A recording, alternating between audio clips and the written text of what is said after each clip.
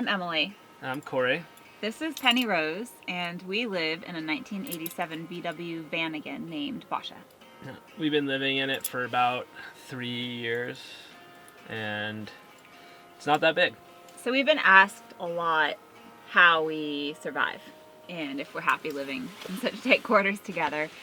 We've I have put together a list of what I have found to be the most helpful relationship lessons that I've learned on the road. And I think Corey agrees with these, but we haven't exactly talked it through. So Emily has already thought this through, and I get put on the spot. Number 1, love begins with self. That's very true. Personally, for myself, I think I need to take time to go out and do what I need to do. And whether that be yoga or mostly biking and surfing. You just said yoga first. And well, like recently I've been doing a lot of yoga. Is just an easy way to love yourself. But anyways, for me, physically doing stuff that makes my body feel better and also clears my mind, it helps me be more in tune. Yeah, so for me it's been the yoga, sometimes mountain biking if you convince me to go mountain biking, but mainly for me it's yoga and dance and journaling and these physical things that are so obvious, but then stuff like practicing forgiveness and acceptance of where I am right now and letting go of some stress and limiting beliefs and stuff like that. That's all kind of self-love, and I think that it evolves. Self-love is going to evolve for me. It's not like I have it figured out, and it's probably going to take a lifetime. There's a lot of social pressures on both men and females to view themselves as in a certain light. Just conditioning? Yeah, conditioning, social conditioning. So if you're always trying to keep up with that social conditioning or the image that you're supposed to be it can be very stressful. So I think, and I've seen it in you as this trip has gone on, that you've had to let go of certain things that you held very high, in terms of need for approval. Need for approval is a huge one, and you've been working on that and realizing that it's okay for you to just be stoked on yourself, and not stoked on what other people think. Yeah, and that's hard. I think that constantly needing approval is in a way a form of self-rejection. It's if I don't have that sort of approval for the work that I'm doing, I'm not happy with where I am right now, then I can't fully love myself right now. Balance doing and being.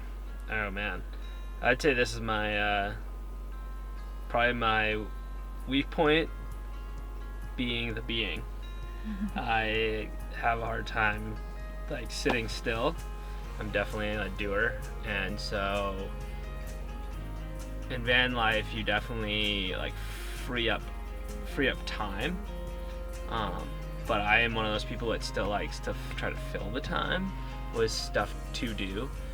For me, a lot of the time that is the activities that I'm on the road kind of pursuing, passions that I'm pursuing, and it's definitely important for Emily for that being time, where we just don't do anything. We just lay down in the back of the van and talk or snuggle or whatever. I've been working to redefine work for the past almost 2 months now, and I have committed to a regular morning practice of basically being and meditating and yoga. And I'm finding that that's key for me for the whole self-love thing.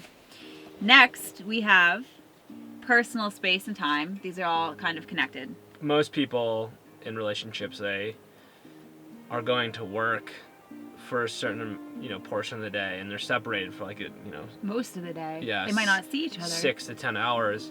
Where this lifestyle, it's you're together 24 hours a day. And it's not always easy, because when you live in such a small space, everything, physical stuff and things like our emotions, feelings, they are amplified. Knowing when you need to have your space, I think is huge. And also knowing when you live in this small space, you become pretty synced up with your partner, so you can understand when they need their space.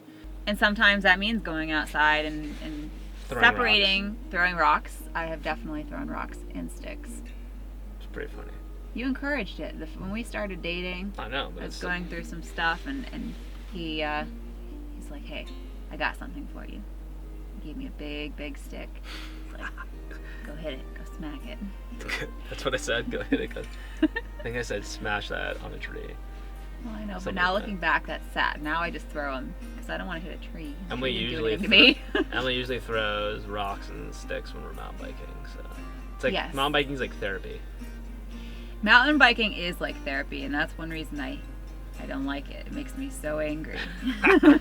Only when you're climbing. All of the like suppressed anger, and it's just so frustrating. Oh, when I'm climbing, yeah, when I'm going downhill, it's like Buzz. Give up right versus wrong. This is another weak point of mine. I think. and mine actually. Yeah.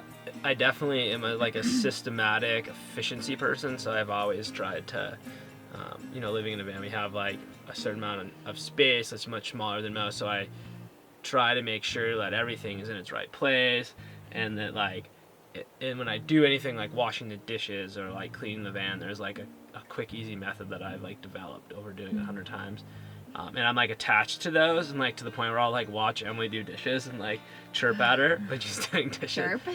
Just squawk at you. Let me do it. So, it's definitely been something for me where I have had to understand that there's no right way, and that like everyone's got to figure it out for themselves. And me chiming in and trying to control it doesn't really help the situation. A, because they don't learn. B, because they just get. I'm talking about Emily. A, she doesn't learn, and then B, she just gets pissed at me. So, yeah. I think in alignment with this is the idea that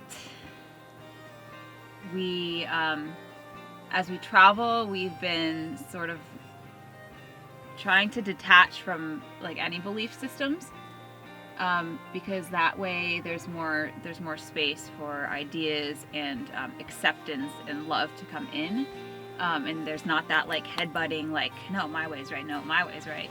In the beginning, it used to be like A daily fight. something simple, and it would just kind of like escalate right versus wrong, back and forth.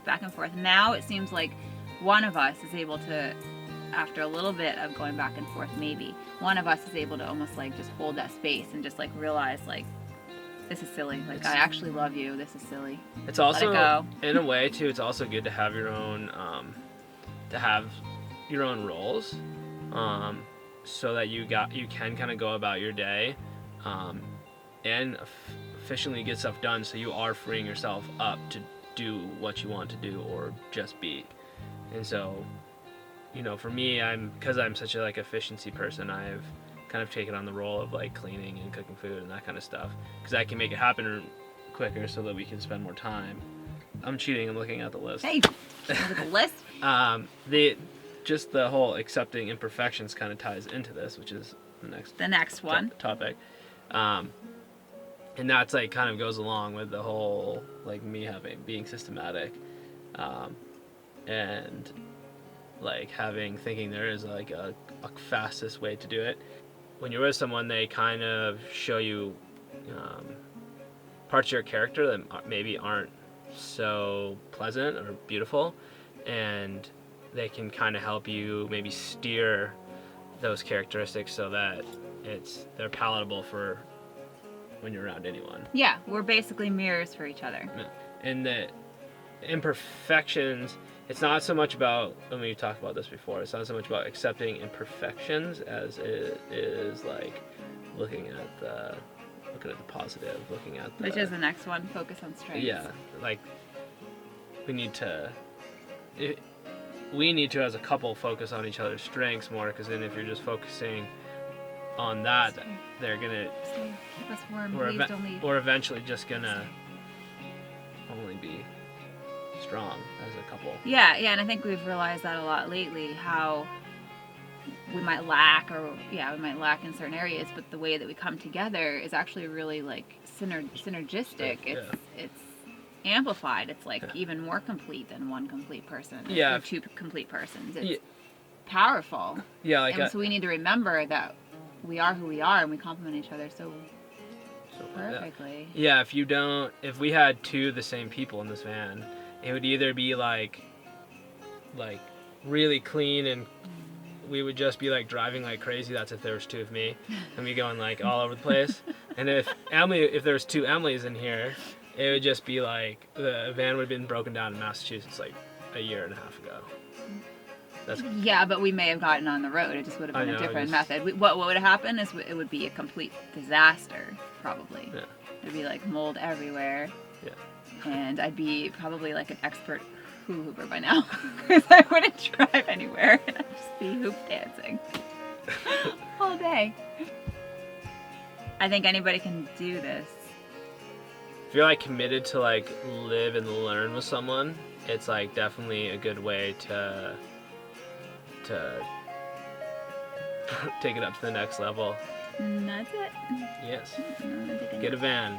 Start driving around the country with your significant other. And we want to know, though, we would like to know what you've learned about yourself and your relationships. What have you learned about your relationships that you can share with us? Maybe we can try other things in the van. Van group therapy. Have a Google Hangout and just all talk about relationships.